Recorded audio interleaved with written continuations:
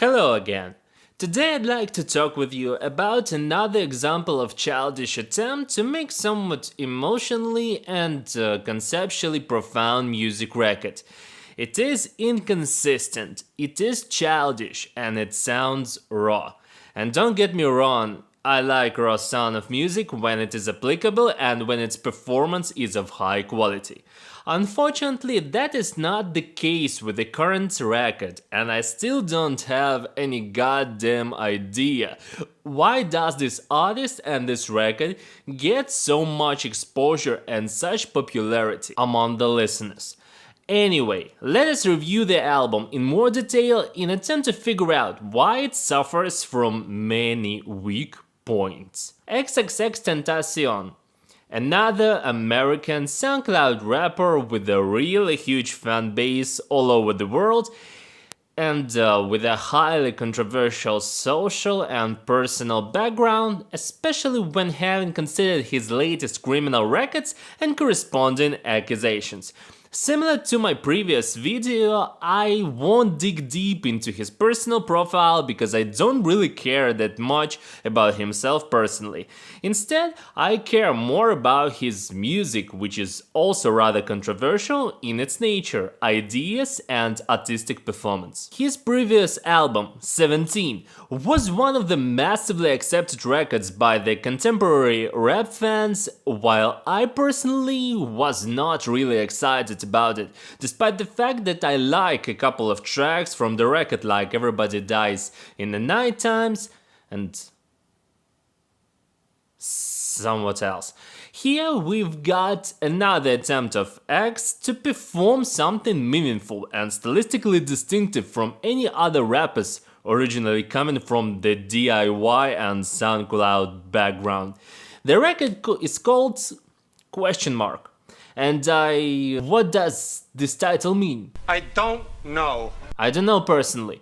To me, it seems that it's just an edgy representation of X and his album as different and raising many questions concerning its sound and lyrics. If that's the case, I don't personally think that there is much cannot be understood or questioned about each of the songs of X offered in this album. It's like a childish game of make-believe about the sad and depressive and lovable world around the protagonist represented by X in this album. In other words, similar to his previous record, it is a new iteration of emo sound and emo aesthetic that still remains present in contemporary music, though in different form. And don't get me wrong, I don't have any issue with that, but I know that the album's delivery and conceptual meaning is pretentious and fake deep, which is clearly illustrated by the album's intro titled as Introduction Instructions. Seriously guys, I know I'm being highly subjective here, but I really don't need music artists to teach me how should I listen to their music. Really, nigga? Especially when this artist is considerably younger than me and he definitely cannot represent the full spectrum of experiences and emotions just because of his age, and it's natural. In other words, by stating open your mind before listening to this album already tunes you to a certain mood and makes you expect something specific from the album. Personally, I was expecting something completely different from his previous album and from his previous works. But what did I get instead in reality? Another bunch of fake deep and pretentiously sad songs about loving someone, missing someone, trying to be with someone, etc. In other words, the same emo concept as it was on 17, but with slightly different musical elements, which I wish X did not use. About the lyrics of the album, X says that words don't matter here, only emotions and feelings matter.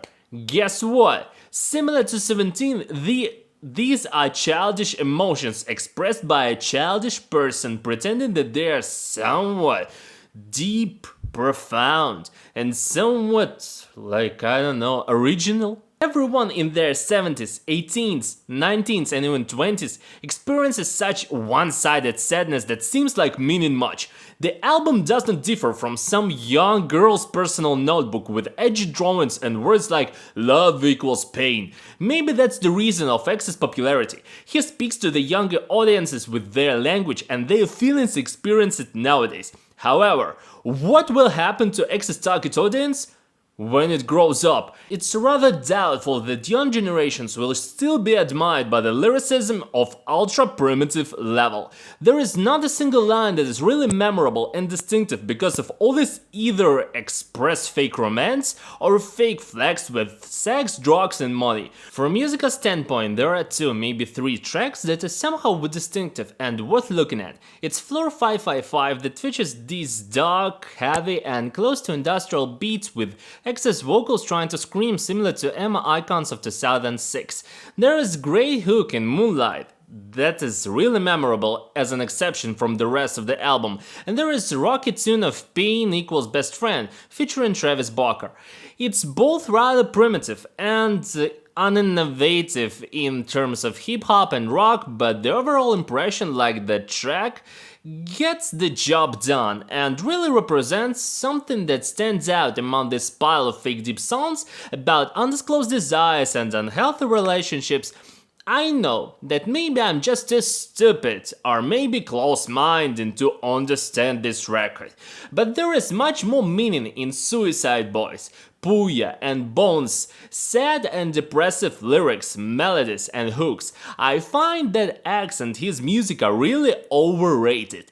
Still, I don't hate it. Why not? I just cannot find it somewhat memorable and worth listening if you're not a teenager during your emo phase. That's why 1.5 out of 5.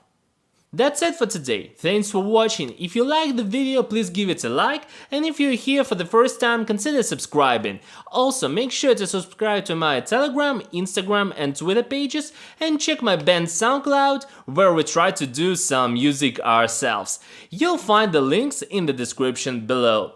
And now, that's it for today. Thanks everyone, and goodbye to everyone.